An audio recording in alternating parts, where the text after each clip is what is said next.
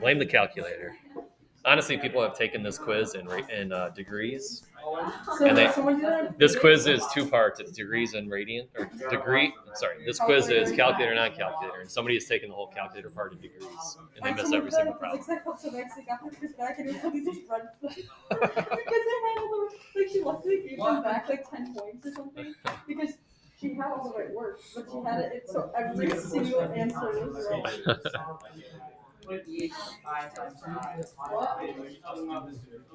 Well, someone from my English class took physics test in the wrong mode. Yeah, that's what I did. All right. So what we were dealing with yesterday, and again, we're gonna need our calculators for these, like we did 5, is we were trying to figure out where do we have maxes and mins. And the day before, we identified the 3 places where those can occur. There's 3 and only 3. All right. When you have a slope of 0, when you have a derivative that's undefined, or it's an endpoint of a function. The first page here, I didn't give you any endpoints, so we're not concerned about those right now. The other 2 options are your derivatives. So for all of these, we were taking our derivative, and all these derivatives should be pretty nice. And then we were doing 2 things. We were asking ourselves if that derivative would become undefined anywhere. So when I look at this, are there any restrictions on 6x or the sine of x? No, we can take the sine of x, 6x. We can do that with any x value. Then we have to set that equal to 0 to see if that will give us any options. And then what we found in number 5 is to try to set this equal to 0 and solve it by hand, we can't do. We need an aid, and that aid is our calculator. So the way we did this, what we're looking for is our 0. There is a 0 function on the calculator. So we graphed it, and we calculated our 0. So that we still want to go through. So go ahead and do that, because I need to do it anyway. 6x.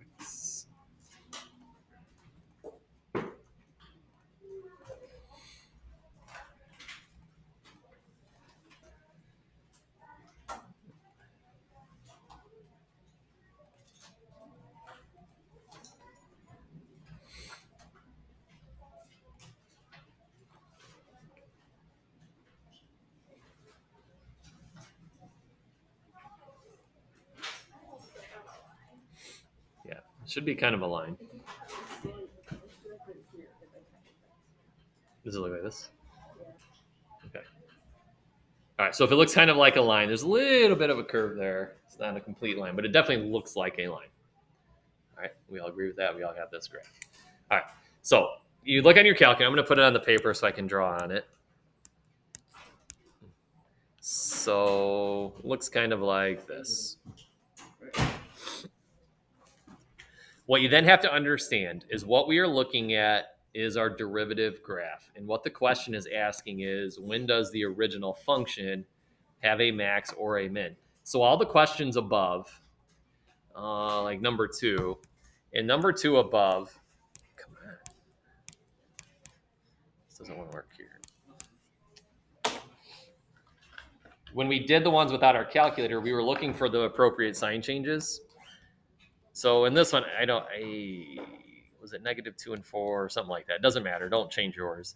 But when we had these signs, that tells us when we're increasing and decreasing. So if my first derivative is positive, that means we were increasing. When the derivative is negative, we are decreasing. So whenever our derivative changes from positive to negative, that would always produce a high point in our graph. After 4, we're going to increase.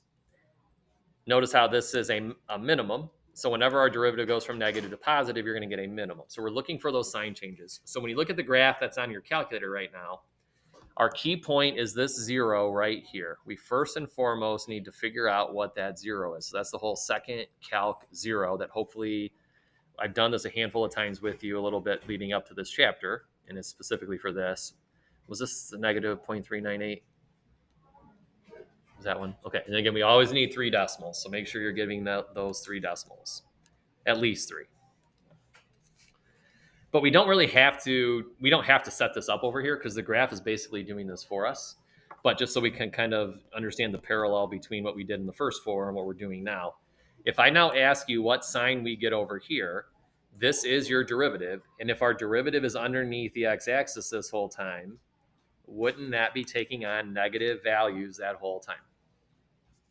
All right. Then, if we look at the derivative graph, we then switch to above the x-axis. And if I am above the x-axis, doesn't that mean my derivative would always have positive values? Yeah. So what's really happening here is that our derivative is changing from negative to positive, and that would mean we have a what at this point? A minimum. So we would say there is a minimum at x equals the negative 0.398. All right.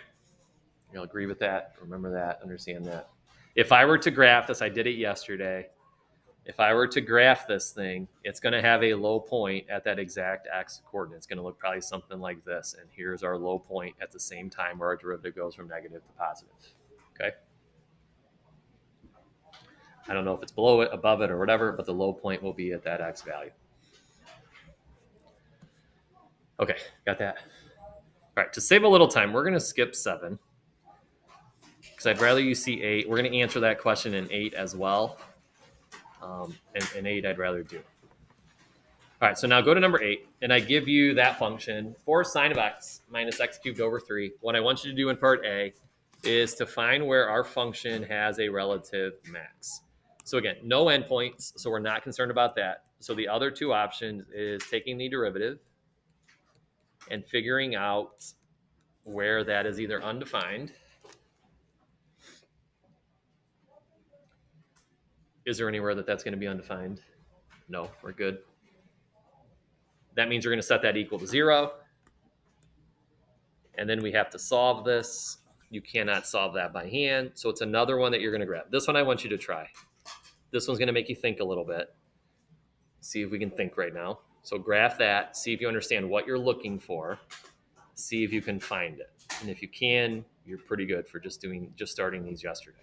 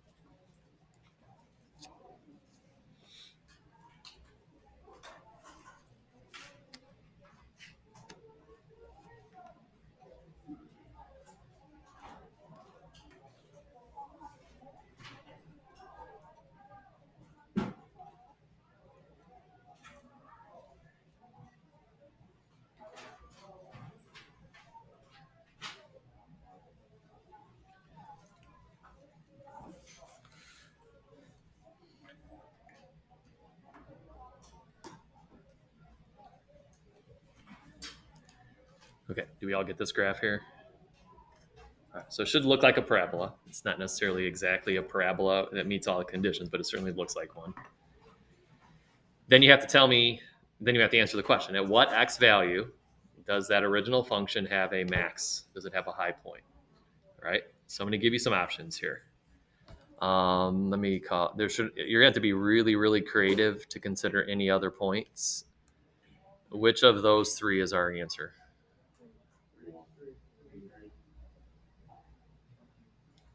Somebody said 1. None of them. Any takers for 2? Haven't heard of 2 yet. You're gonna. Okay, so we have a little potpourri, a little bit of everything here, a little buffet of options. Okay, f prime. When we did all the ones on the front page, so actually let's write it right here. If I want f to have a max, so I want f to have a max, that is when f prime changes from positive to negative. What graph are you looking at on my screen right here or on your calculator? That is the derivative. That is f prime. So we want this graph right here, f prime, to change from positive values to negative values. Where is now, everybody hopefully now has this. That is now happening at what point? 3. Whoa, what happened there? Yeah, that is happening at 3. Because isn't my derivative positive this whole time here? And then my derivative, I'll do it over here first. Isn't it negative over here? So at 3, isn't that where we're changing from positive values to negative values? That's your answer. Okay, now you have to do the second calc. That's the 0 you're finding. There's 2 zeros, so make sure you're finding that one. What was it? 1.2 something? 3 decimals. 1.202, right? So 1.202. That's the x coordinate, or the original function, if we were to graph it, has a high point. All right. What's number 1? What would we have at 1, if anything? That's a minimum, right? Because we're going from below the x-axis to above the x-axis, so we're changing from negative to positive. This would be a low point on our graph if I asked you that question. What is 2? In terms of a max or a min, is 2 any of them, either of them? No, it's not a max or a min. Okay, there's something going on there that we don't know yet, but it's certainly not a max or a min. Okay. All right, then this is the increasing question. This is the one that we skipped. We are increasing. Think back again to 7th and 8th grade when you're dealing with lines. Don't we increase when our slope is positive? And that's why we're doing all those sign charts. So if we look at this graph, isn't what I have highlighted in yellow when the derivative is positive, right? Because that's when we're above the x-axis. So our answer is whatever this 0 is. And if you haven't found it yet, I'll give it to you now so we can save a little time. That's a negative 1.202. So from this point all the way to here, our derivative is above the x-axis. And because it's always above the x-axis, it's always a positive value. So we're going to increase that entire interval. So starting at negative 1.202 through positive 1.202, similar to when we did our velocity and everything first, or that second chapter, you can put parentheses. It will not get marked wrong. The free response graders on the AP test also will not mark that wrong. However, since we're just talking about an interval, these would be closed. This is just, again, where did we start to increase? Where do we stop to increase? This is where we start. This is where we stop. Okay. And then yeah. So for the test, you want brackets? Say that one more time. For the test, do you want brackets? You would want to put brackets. That's, yes. I wouldn't necessarily mark it. Yeah, put brackets. All right, decreasing then is when our derivative is negative. If we look at that graph, we're negative whenever we're below the x-axis, so these two intervals right here. So the first interval would be negative infinity to the negative 1.202.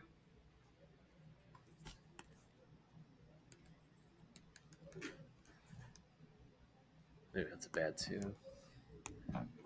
And then a bracket, and then union, and then we pick back up again at 1.202 to infinity. All right. Okay, good with all those. Any questions? Yeah. Is there any situation where those would be brackets? For increase, only if there's a discontinuity where the function doesn't actually exist, but any other time you would close them off. All right. Now we finally have some endpoints here. So when this says, same thing we did on the front page, I deliberately didn't include endpoints, but we're still going to look for these maxes and mins. But now we do have some endpoints. So yesterday, we just did it today because we had to review, since we didn't quite get through everything. We know endpoints are always a possibility for maxes and mins. And then we just got done doing a whole bunch of problems where we're considering the derivative being undefined and the derivative being 0. So if I ask you to do this like we did on the front page, it's going to start out very, very similarly. You're going to take your derivative. You're going to ask yourself, is this undefined at any point in time? So is there any x value where this would be undefined? No. So we're not worried about that. We can definitely set that equal to 0, though, and solve it. So as I set it equal to 0, I'm going to do a little factoring. We'll pull out the common factor of 2. We then have a value that we're going to test for 1. And then we're done with this idea. So now, so far, nothing is different than what we did on the front page. On the front page, though, we would have done this. We would have put these little arrows on the end saying that we go left and right forever. We don't go left and right forever anymore. So instead of putting those little arrows, we're actually going to put little dashes like we do for the 1, because we have to start at 0 and we have to finish at 4. We do not go left or right of those points. We're still going to do our sign chart. So pick a number between 0 and 1. I'll pick 1/2. wouldn't 1 minus 1/2 be a positive number? So that first interval, our first derivative is positive. If we pick a number between 2 and 4, pick a 2. I'm sorry, 1 and 4, which will be 2.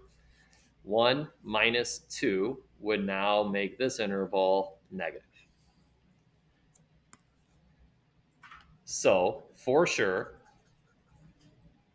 the obvious one is we have if my derivative goes from positive to negative, what does that give us? A max. So we for sure have a max at x equals 1. All right, that's that sign change. We also, though, did yesterday something called the extreme value theorem. The extreme value theorem said if we have a continuous function, is this going to be a continuous function? Yeah, just a basic parabola that opens downwards. On a closed interval, is this a closed interval? The extreme value theorem says you better get one of each. We have to have at least one max, and we have to have at least one min. So this has to exist. There has to be a minimum somewhere. All right, and right now, all we're saying there's a max. So, any ideas how we get that min or max, or that minimum, Mohammed? Wouldn't it be the 4, since that's the last point before we ended off and we're negative the whole time? Okay, so let's start at 1. So what he's saying is, since our derivative is negative the whole time, we can't go past 4, right? But aren't we decreasing because this derivative is negative? So we're going to decrease. But can I go past 4? So I stop. Well, if I decrease this whole time to 4, isn't that going to have to be a low point on our graph? Yeah. So the x value of 4 is a local minimum.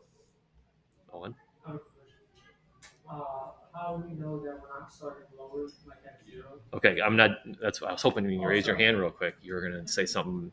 That was clever. I'm not going to say that's not clever, so don't take this the wrong way. I thought you were going to say something clever when you did Oh, that. is that not I thought I was going to say something more clever. Let me say it that way. All right. I'm thinking it right now. I just don't want to say Good. Because isn't there another minimum? it. Yeah. Where? Why 0? It's just going down, but like it's going up when you read left to right, but if you read right to left, it's going down, so it's going to be a minimum of 0.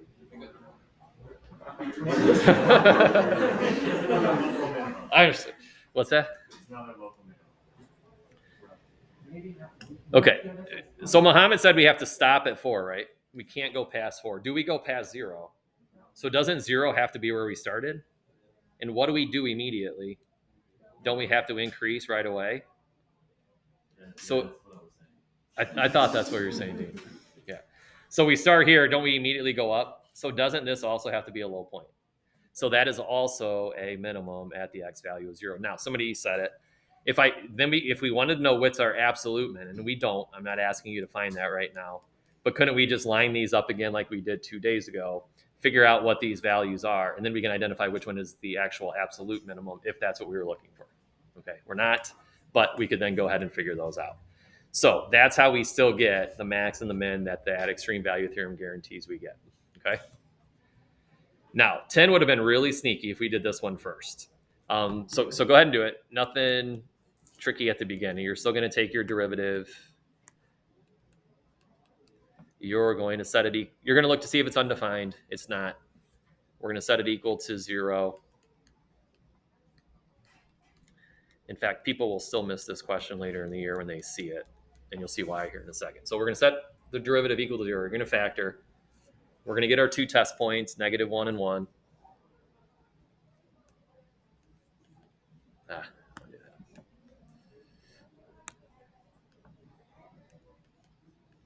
We don't want to put the arrows on the end because we don't actually go left and right forever. We now have an initial point and then a final point. Come on. And we're going to use, what was it, -4 and 4? Yeah. Okay, again, I'm going to trust we can do, by the time we get to a quiz in this, you're going to do so many of these sign charts, you'll be fine. So I'm going to trust that we can do this on our own. But if we start right here, this should go negative, positive, negative. Those would be your signs if we did those. We did a number yesterday. You're going to continue to do them, but let's speed this up a little bit. Here's why this one people will still miss later in the year. Because now when we look at these, very clearly we go from negative to positive at 1. So people are going to think, yep, there is a minimum at x equals a -1, and they're going to be correct. Let me not write it right there, though. So we do have a minimum at x equals a -1. They're also going to see pretty quickly that our derivative goes from positive to negative at a +1. So that means for sure we have a maximum at 1. And now we have one of each. And now it's not as obvious that we need more. Okay? So this people are still going to have a hard time with later. So we want to kind of file this away and just understand. And then now hopefully this will make some more sense here if you weren't completely certain at the beginning. I have to start at a -4. That's my initial point. We don't know where it's at. Like if I were to put it on a graph, we don't know right now. But we have to start there. And what does this one immediately do? Yeah, doesn't it immediately go down because our derivative is negative? So doesn't this have to be a high point? So there is now a max also at the -4. Then we increase until 1. And then once I hit 1, my derivative goes back to being negative. So now this is the one Muhammad gave us. Don't we decrease, decrease, decrease, decrease, but eventually I hit 4 and I've got to stop. That's going to be a what? A low point. So that's going to be a min. So we actually get 2 of each. All right. All right. Yeah. So you know how like x squared has 2 solutions and x cubed has 3? Is there a way to see like how many original points there would be, or like the way connected? I mean, this is sort of at some point you would have done this. If it's the power of 3, don't we technically have 3 solutions, right? So for a derivative of with a power of 2, it's still the same. There should give us 2 solutions. Yeah. Plus the endpoints? And then the endpoints are always going to have to consider also. Yeah. Now, hold on a minute. By solutions, that doesn't necessarily mean maxes and mins. That means 2 test points other than your endpoints, if that's what you're asking. Yeah, then yes. All right, 11. Let's do those. Yeah, we'll go through it. Let's take our derivative. This could be done without. I could also make you do this on a calculator, and it's also tricky that way, but we'll do it without. So take your derivative. That's not undefined anywhere. You're going to set it equal to 0. It's a little trig equation. We've done 1 or 2 of these. When we solved this ourselves, when you'd have done these a little more extensively last year, when you actually have a single trig derivative or trig function, the way you really want to approach this is by isolating that. So let's add that cosine over. And then the solution to this, what we're thinking here is on our unit circle, the cosine of what angle is 1. So what angle on our unit circle has an x coordinate of 1? Christian? Good. 0 and 2 pi. Wouldn't 4 pi, 6 pi, 8 pi also all work? But since we're given this interval, that's why we're only worried about 0 and 2 pi. So the solution to this right here, if we set up our little sign chart, is 0 and 2 pi. But again, we don't go on forever. So we don't want the little arrows. What we then find is, where is this interval supposed to start at? 0, right? Where is it supposed to end at? Yeah, so actually our test points actually are at the same time your endpoints. So it really just looks like this. All right. So now, see if you can finish this guy. So pick a number between 0 and 2 pi. There's a lot of them, right? It's our unit circle. So any number around our unit circle. Be clever, be smart. Don't make this too hard on yourselves. Plug that into your derivative. So here's our derivative. And see if you get a positive or a negative sign. And then answer the question. Because this is a continuous function. Like if we look at the original function, it's continuous and it's on a closed interval. You better get one of each. You have to get a max. You have to get a min. All right? So take a minute or two, see if we can get that. See if we're understanding. It's the last one before we jump to something a little different.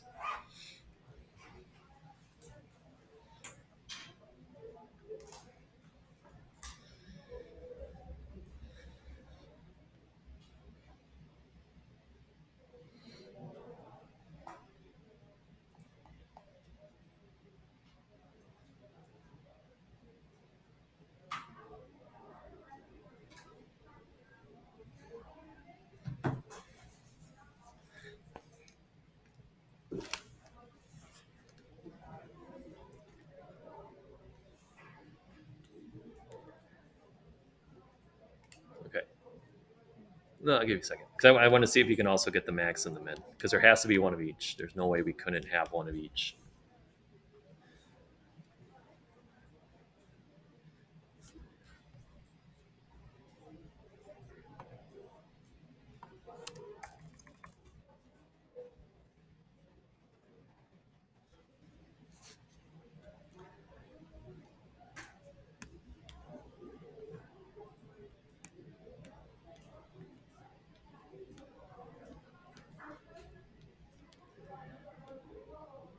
All right.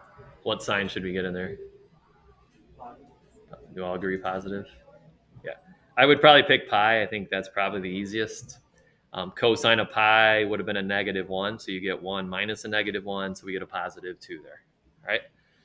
Then we want to identify our max or min. So this is the first one where we don't have a sign change at all, but we still have to have a max or a min. Where did we end up getting our max at? What x value? Good. 2 pi, and our minimum should have been where? Yeah, because starting at 0, what do we do then the whole time? Yeah, we go up the whole time. So the initial point has to be the lowest. The end point has to be the highest. Yeah. So we're classifying 0 as a positive number. Isn't 1 minus 1? 1 minus 1 we got 0, right? Still love going. Yeah, that's why it's a test point because it's what solves this. When you plug pi back into the equation. So when I 1 minus a -1? yeah, if I do a 1, Okay, right, that's right. yeah, that's a -1 right here. So we get 2. Oh, yeah, you're right. Thanks. Okay. Yeah. Good. You've never. That's what I was like, you've never heard no question is stupid game. Sure. Well, think on it then. We got a little time. If you get brave and you want to ask your question, let me know. All right. Last thing is what's called the mean value theorem. So the mean value theorem. So it's another theorem. So this is guaranteed to be true. No way it cannot be, as long as it meets these conditions. So if our function is continuous on some closed interval, and the derivative also exists on that same interval. Notice how this is a closed interval though, and this one is not. So we have to be differentiable. We don't have to worry about the endpoints though. We can't really find a slope at one specific point on an end of an interval. Then there is at least one value. Let me make this a little smaller so we can see it all. Such that the following is true. And then you're going to see this. Isn't this simply our derivative? You see the little tick mark? Set equal to our good old-fashioned slope formula. What that simply means is our derivative, I did ask you this on the one little quiz. If I ask you to define the word derivative, wasn't one of your definitions, acceptable definitions, instantaneous rate of change. So if it's a continuous function on a closed interval, then it is guaranteed that our derivative, our instantaneous rate of change, would equal, and then this is simply your average rate of change. The old slope is the average rate of change. It is guaranteed to be true. Right? There's no way that it cannot be. So here's what I mean by that. I don't fully expect you to understand exactly what that means. So what I want you to do off to the side of that, draw in an XY plane, and then our interval will start at A, we'll finish at B. Then wherever you want to put your dot, so go to the X value of A, somewhere up or down on A, you're going to put a dot. Doesn't matter where you put it. So put a dot there. That's our starting point. Then go over to B, put a dot somewhere along that vertical line of B. That's our ending point. Then what I want you to do is to connect those two dots and just make sure that when you connect them in a way that makes it continuous and differentiable. And I'm going to ask you for this, not because we can't, but don't draw a straight line because you won't get the visual that I want you to get. So connect your two dots any way you want, as long as it's continuous and differentiable. What makes it differentiable? We got the sharp corners. Yeah, no sharp corners. You can't go vertical, and then you don't want any discontinuities. All right. I'll use.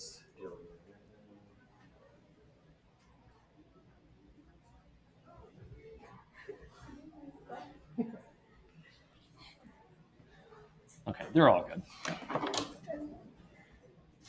I'm going to use a modified version of Nadia's there because Nadia went a little crazy. You're all above. Okay, so Nadia put a point right here. She put a point right here. She made a bunch of squiggles. I'm just going to do a handful like this. All right. So everybody now do this, and it should play out the same for everyone. Draw a line, a secant line. Remember when we first did all this, the first week of the school year, we drew in a secant line, and then that's the average rate of change. That's our average slope. So this is our average rate of change. Crosses through two different places. So it's crossing through this point. In this case, it's more, but it's crossing through these 2 points, the beginning and the end. So whatever the slope of this red line is, that's the overall rate of change of that curve, even though it's obviously going up and down. What the mean value theorem is now saying is guaranteed. I should be able to go someplace on this curve, put a dot, and have a tangent line. Tangent lines are instantaneous rate of change with the exact same slope. So for Nadia's, if I go to right about here, couldn't I draw in a tangent line with the same slope that the red line has? So you should be able to do the same thing. You should find at least one point on your graph that if you drew a tangent line in would be parallel to your secant line. And if you can't, let me know because I'd like to see it, because it's impossible not to. Now, I didn't pick Mary and Jillian, even though they're beautiful graphs, because they only get one. Wouldn't Nadia have more? Yeah, so wouldn't we get another one right about here where I could draw in another tangent line with the same slope? I could get another one on Nadia's right about here. I could get another one right around here. Those would all have the same slope as that average rate of change line. All right, so that's what we're finding when we do this, is that spot. Did everybody find theirs? Okay.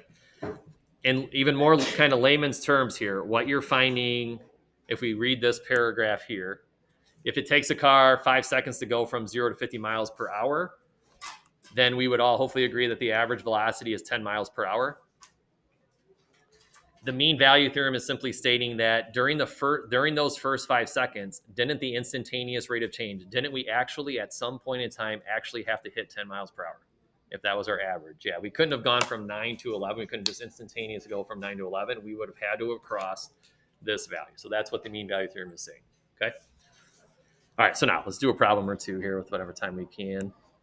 So go to number 12. What this is asking is first determine if it satisfies the requirements of the mean value theorem. Those requirements are that we are continuous. The function is continuous. So if I look at this function, this is just a basic old parabola that opens upwards. No tricks here, definitely continuous. The second one, is it differentiable on this interval? So to determine that, you want the derivative. So we'll take that derivative. Pretty simple little guy there. Will our derivative exist everywhere between 0 and 1? Yeah, it exists everywhere, but certainly between 0 and 1. So we're good. So now we just answer this question. We want to figure out what x value between 0 and 1 would the tangent line have the same slope as the secant line. So all we're going to set up is a little equation. We want to know, don't do that yet. We want to know, when does the instantaneous rate of change equal the average rate of change? Instantaneous rate of change, again, is nothing more than your derivative. So I'm going to already have that. I'm just going to take that 2x plus 2. We already have that part of our equation, and we want to set it equal to the average rate of change.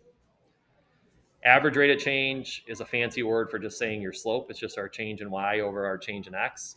The way that we write that is I want to find f of 1 minus f of 0. So that's just my y value at 1 minus my y value at 0 over our changes in x, which is just 1 minus a 0.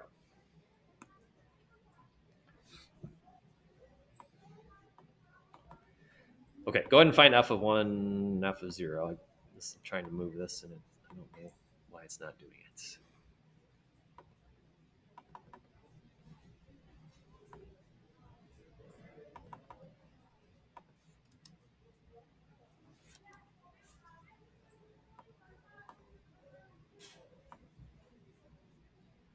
Get down here. Where are you?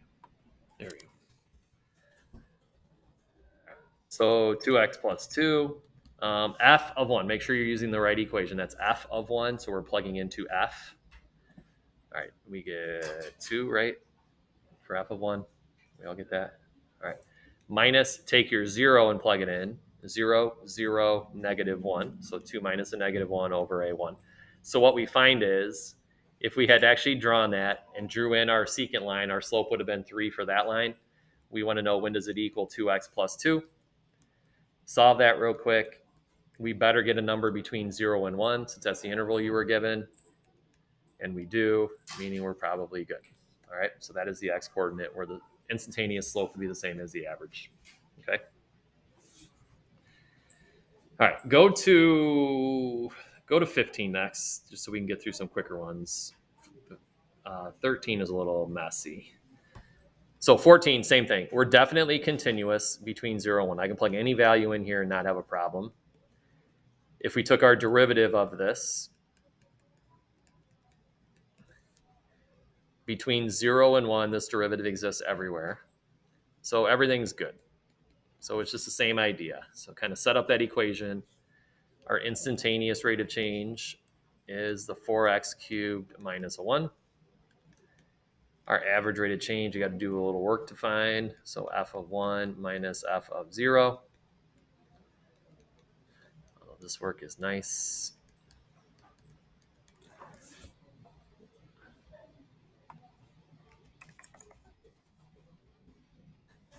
Okay, what's f of 1? 0. What's f of 0? 0. So our average rate of change is 0. So our secant line would have just been a horizontal line. And then we just solve this. So 4x cubed would have equaled to 1. X cubed equals 1/4. Probably don't necessarily know exactly what that is as a decimal, but do we agree that is definitely between 0 and 1? All right, so then that's our answer. Okay. All right, the last one I want to make sure we see is 14. So now I'll go back to 14. We've done two pretty nice ones, pretty straightforward. So number 4, to determine if this is continuous, this goes back a ways to our first chapter. Remember those 3 tests for continuity? The first one being that, so if we're going to go from a -1 to 3, do these graphs meet up where they're supposed to meet up at the x value of 1?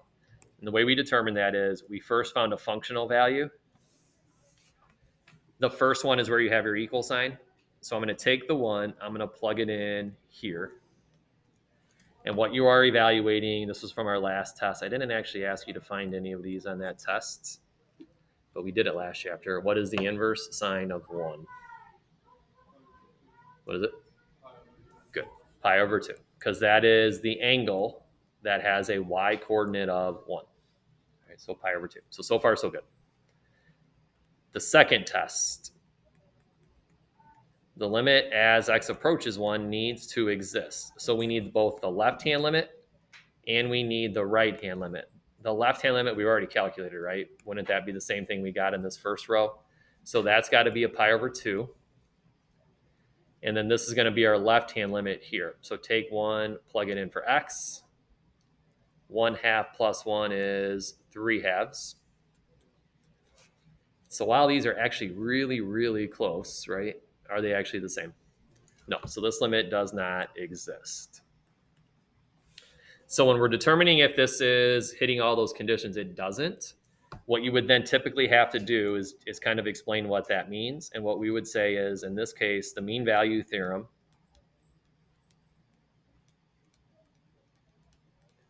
and then you would say does not apply. Whenever you say that, you better back that up with the evidence that you had, and that is because our function is not continuous. You could say there's a jump discontinuity, something along those lines, is not continuous at x equals 1. All right, so if it ever fails a condition, we're essentially saying something to that effect. All right. Okay, we don't have enough time to do one of those. Go to the very bottom, though. You don't even necessarily need to write this. It's up to you. The one that I want to kind of show, this is on the AP test a couple years ago. They gave them I think it was a velocity graph from 0 to 10. And it then asked the question that I've been asking you in these previous few questions is, does the mean value theorem guarantee that our average, if this was velocity, average acceleration equal to instantaneous acceleration? So then it's the whole idea. If I drew in this secant line. That's our average. Is there a place that I could put a dot anywhere on this graph and draw in a line tangent to it with the same slope as this red one? No. So this is another one where you would say, the mean value theorem does not apply because why does this one break down? Because this is definitely continuous, right? So now, Christian, what's our problem?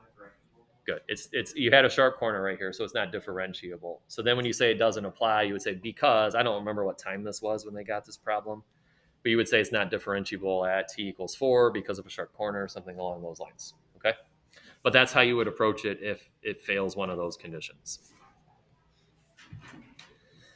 Okay, I think that's enough. We're largely caught up with the other classes, so yeah. How do you know that that's a short corner? How would you know? Yeah. So while I'm pretty close to drawing and making it look like it's computer generated, Joe, with my talented artistic ability, they're much better at it. So they had a nice straight line, and then they had a nice horizontal line. And when it was drawn on a computer, on your paper, it was very, very clear that this was a sharp corner. Okay. It's not a nice smooth transition from a positive slope to a negative. We're definitely got a problem right there. Okay, and why does that make it not differentiable? So if I go between 0 and 4, let me say the slope of this line is it looks like about a 1. Wouldn't our slope anywhere in there be 1? That's my derivative value. So let me actually use derivative here.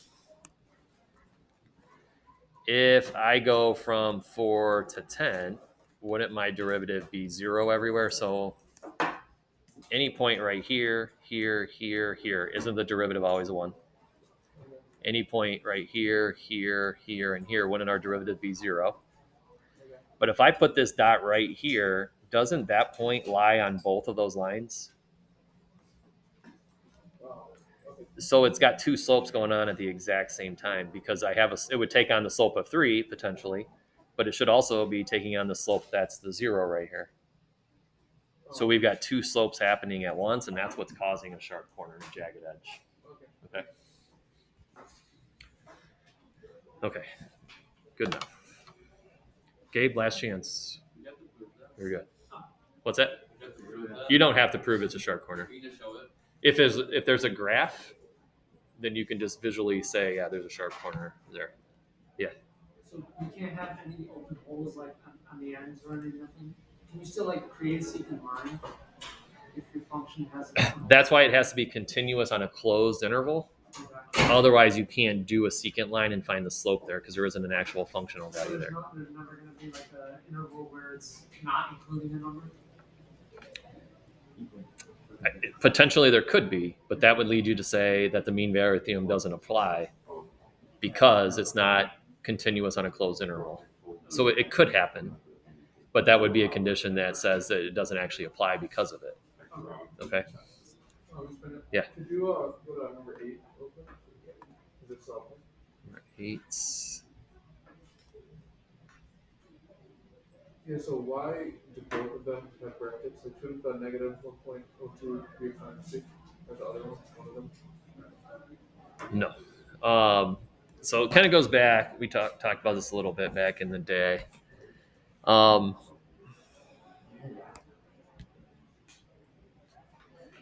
So what we're looking for is an interval, and that's sort of kind of the rub in terms of why we want to close these off. The interval is asking basically when do we start to increase?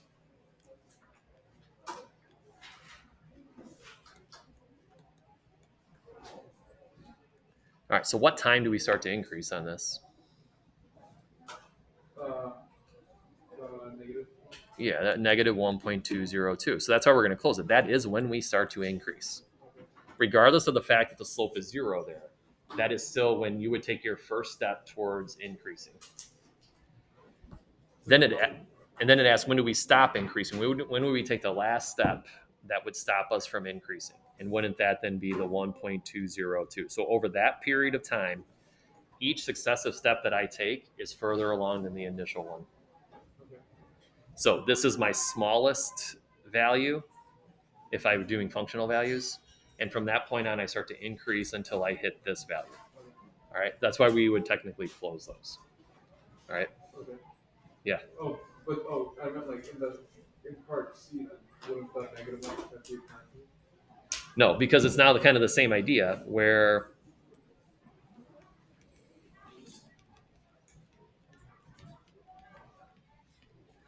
so we're increasing this whole time, right? When do I stop increasing or decreasing? Sorry. When do I stop decreasing? Well, that negative 1.22. Yeah. So that functional value here, wouldn't that functional value be smaller than the value in front of it? If I was decreasing that whole time? Yeah. So aren't I decreasing up until that time? Well, I thought you were increasing. That's why it starts the next one. Because now starting from there, that's the beginning of when all my functional values from that point on are going to get bigger. So maybe with the table. Have a good weekend. All right, see you guys. Have a good weekend. So we're decrease. Thank you, you too. Good luck to you, Sam. Have a good one. Thank you, you too. Have a good weekend. All right. So you ready? Joe? Thank you, you too. They literally lost the HF. So aren't we decreasing, decreasing, decreasing, decreasing? So whatever time interval this is here, so let's say this is 0, let's say this is 5.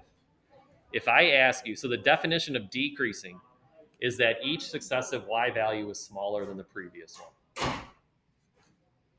All right, do you agree with that? I could write some fancy notation for it, but that's ultimately what decreasing means. Each successive y value is smaller than the previous one. So didn't that happen this whole time between 0 and 5? Doesn't the value at 5 have a smaller y value than 4.9999999 directly in front of it? Okay, so but at 5 is it decreasing? That's where the interval stops to decrease. So you're giving me 1 point.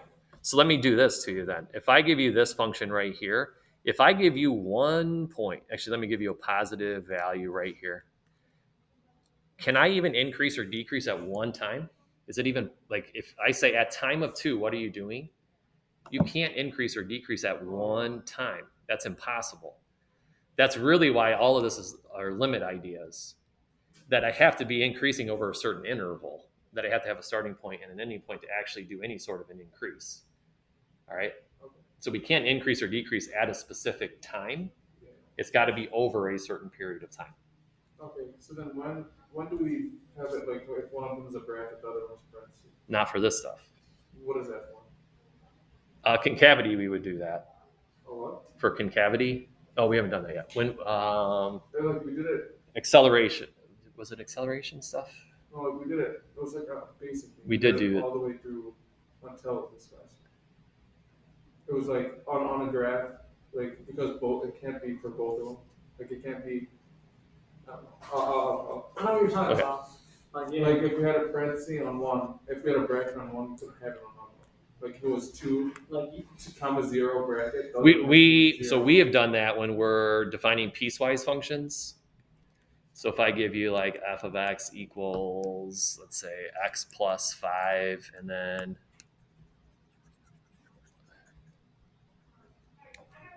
let's say that this is all x values less than or equal to 3. So what's that? 8. So let's do greater than 3. How can I get an 8 out of that? X plus, no. That would be a 3x minus a 1. So if I'm going to define that right here with an equal sign, then I would leave this one open. Oh, yeah, and then if you wrote it with integral form, it would be 0, Right. 3, and then bracket. Yeah. Or I could do it with this one, close that one, then I would leave that one open. Yeah. So like when you have 2 different functions coming together, like Yeah. the point at that one. We only need to close it on one of them. Yeah, yeah, okay. Yeah.